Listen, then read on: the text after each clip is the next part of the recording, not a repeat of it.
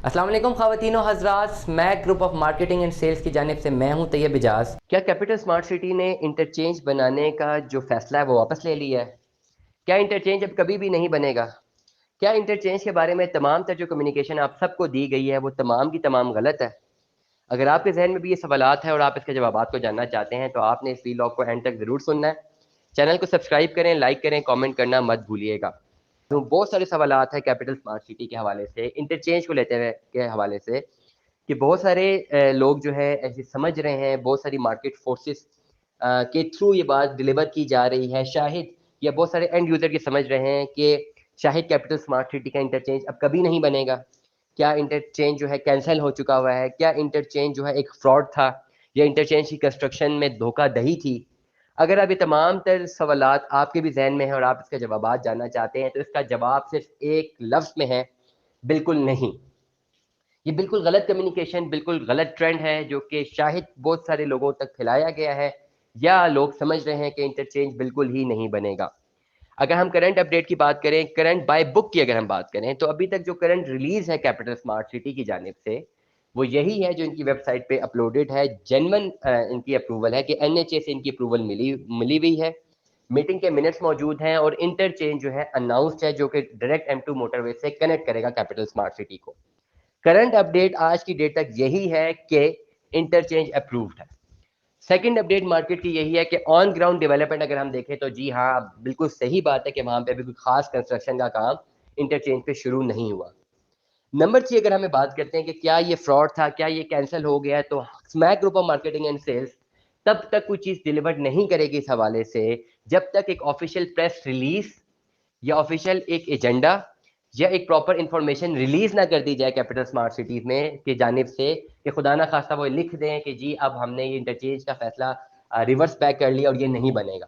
जब तक ऐसी कोई authentic news capital Smart city की जानिब से हमें नहीं आती, हम डिलीवर नहीं करेंगे, क्योंकि वी नो अभी तक लास्ट जो अपडेट है वो इसकी अप्रूवल तक की अपडेट है और इसमें मजीद जो है आगे काम इंशाल्लाह होगा भी, डेवलपमेंट भी होगी, इंटरचेंज भी बनेगा और ये डिलीवर होगा। ये दो तीन चीजें तो बहुत इंपॉर्टेंट है और इंशाल्लाह ये होगा। अब एक सवाल और है तमाम तर लोगों के हवाले से।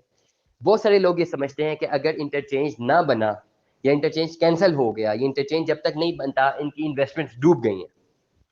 अगर आपके जहन में भी ये सवाल है तो अगले बार में मैं इसका जवाब देने लगा।